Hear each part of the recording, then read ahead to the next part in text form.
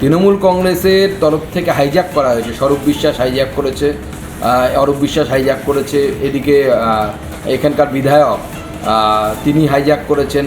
তো পুরো প্রোগ্রামটা, এবং যারা ঢিল ছুঁড়েছে তারাও, বোতল ছুঁড়েছে তারাও তৃণমূল, সব অরূপ বিশ্বাসের লোক, আমার কাছে যা খবর আছে। এবং শুধু তাই নয়, টিকিট বিক্রি হয়েছে 5,000 8,000 টাকা করে, এবং সেই টিকিটের কালোবাজারি হয়েছে। পুরোটাই একটা মেস, মানে মেসি অন মেস সেটাই হয়ে গেল। এবং সেটা করলেন হচ্ছে তৃণমূল কংগ্রেসের অসভ্য, অভদ্র, বর্বর যারা নেতানেত্রী এবং তার সাথে যারা আছে তারা।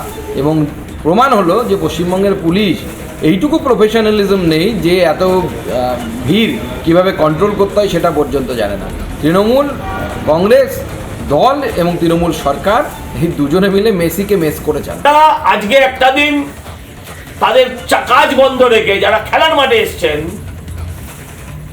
তাকে দেখবার জন্য, যাকে দেখবার জন্য তাকে না দেখে একদল চোর আর তার চোরেদের সব বয়ফ্রেন্ড গার্লফ্রেন্ড সব তারা ঘিরে রেখে দিয়েছে।